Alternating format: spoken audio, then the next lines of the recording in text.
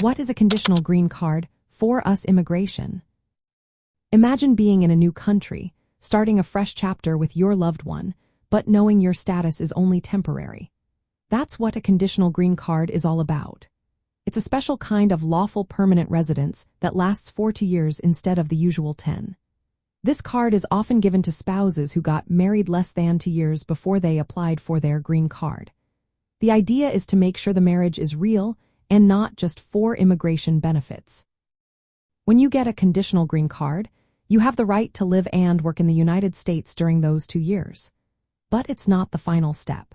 Before the card expires, you need to file a petition to remove the conditions.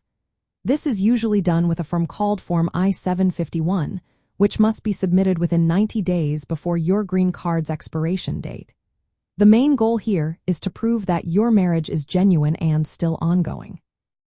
If your petition is approved, the conditions are lifted, and you become a lawful permanent resident with a green card valid for 10 years. This process is important because it helps prevent marriage fraud. For Black immigrants and others, this step can sometimes be tricky.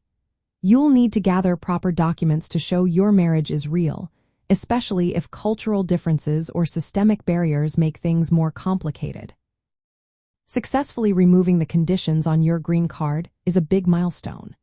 It not only grants you permanent residency, but also opens the door to applying for U.S. citizenship after 3 years of marriage to a U.S. citizen.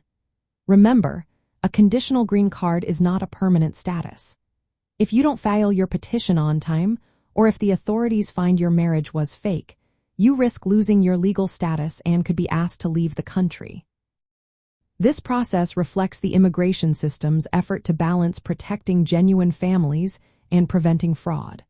For many Black immigrants, understanding this process is key to overcoming hurdles and building a long-term life in the United States. It's about securing stability while honoring your cultural roots and heritage.